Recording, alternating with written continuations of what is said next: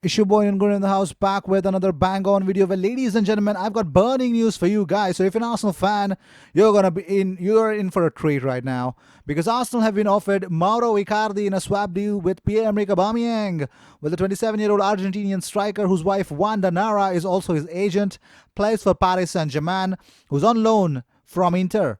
Well, it is unclear if the Liga 1 champions want to sign him permanently, so it is pretty much clear that Inter want Pierre-Emerick Aubameyang, and for Aubameyang, they have offered Mauro Icardi. They shouldn't go for Mauro Icardi, because the problem is Wanda Nara, his wife and his agent, is money sucking a leech, I could say, because she would want the better of Mauro Icardi. So the whole situation could be a Mesut Ozil kind of a situation. But in this situation, Mauro Icardi is a very lethal striker, but definitely not a big game player. I think we are fine with what we've got. Moving on. Well, it's pretty much clear that Partey wants to come to Arsenal because he's a gooner from a very young age. He wants to learn from Arteta, and London is an attractive proposition. He will get to meet his fiancée more often. So this could be enough to get him to Arsenal. Well, here's the biggest part. During his time, the Thomas Partey's brothers, as we know, have all supported Manchester United. And this guy, this crazy guy, is a different person. He's a gooner. So let's see if Thomas Partey comes to Arsenal or not. Corentin Tolisso wants to play in the Premier League next season, with Arsenal among the clubs keen on signing the player. Also, here's an interesting insight on 17-year-old Amad Traore, whom the likes of Manchester United, Arsenal and Juventus are keen on signing. His brother is also equally talented. Moving on, Atletico Madrid may already have their Thomas Partey replacement amid Arsenal transfer links, because here's the part. Atletico are well stocked in the midfield ranks because they've got Koke, and then they've got Saul Niguez, and they are the two stalwarts who between them have clocked up over 700 first team appearances. Yet the club also landed two high profile central midfielders last summer by signing Porto captain Hector Herrera on a free transfer and spending a notable £34 million to sign Marcos Llorente from across the Spanish capital. And Llorente has actually been unbelievable by dumping Liverpool out of the Champions League. So you know that Thomas Partey is not needed in Atletico Madrid. Moving on, Arsenal have formally contacted Atletico Madrid to tell them that they will be triggering the £43 million release clause of Thomas Partey in the coming days. After those talks commence between the clubs, all that will be left is discussing the contract of Thomas Partey, and that, my friend, is a huge news.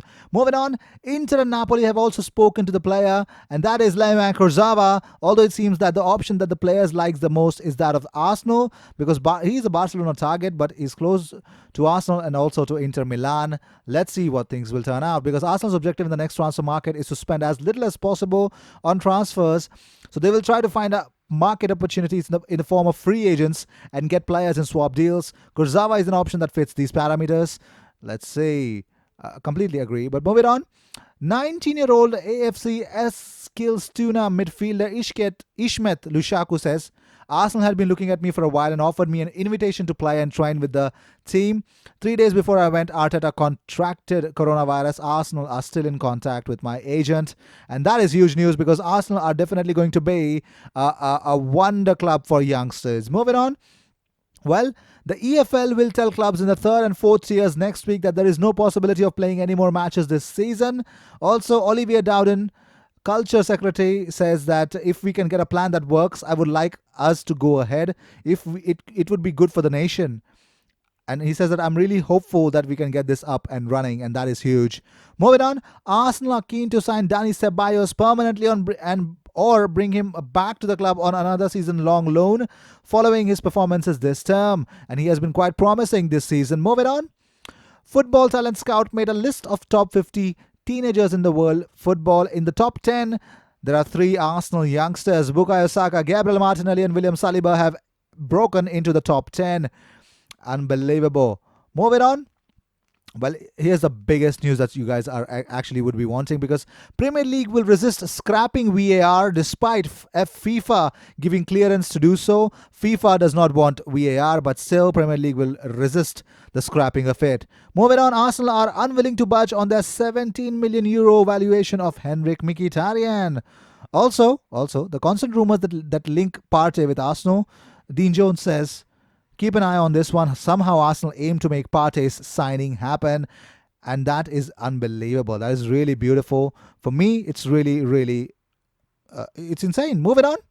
The International Football Association IFAB, I'm so sorry, International Football Association Board IFAB has temporarily approved the use of 5 substitutes in any competition set to be completed in 2020. That means 5 substitutions. Wow, it's a bigger thing.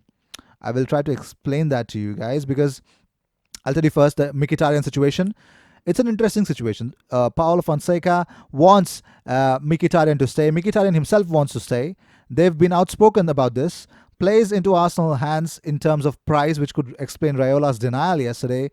And a lower transfer fee could mean Roma can afford Mkhitaryan a higher wage as well.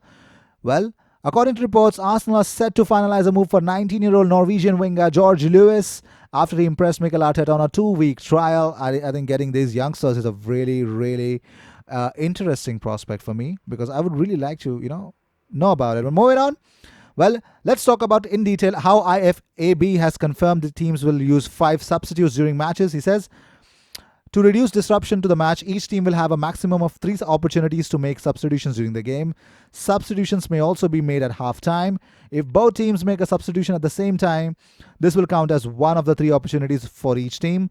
Unused substitutions and opportunities are carried forward into extra time, where competition rules allow an additional substitution in extra time.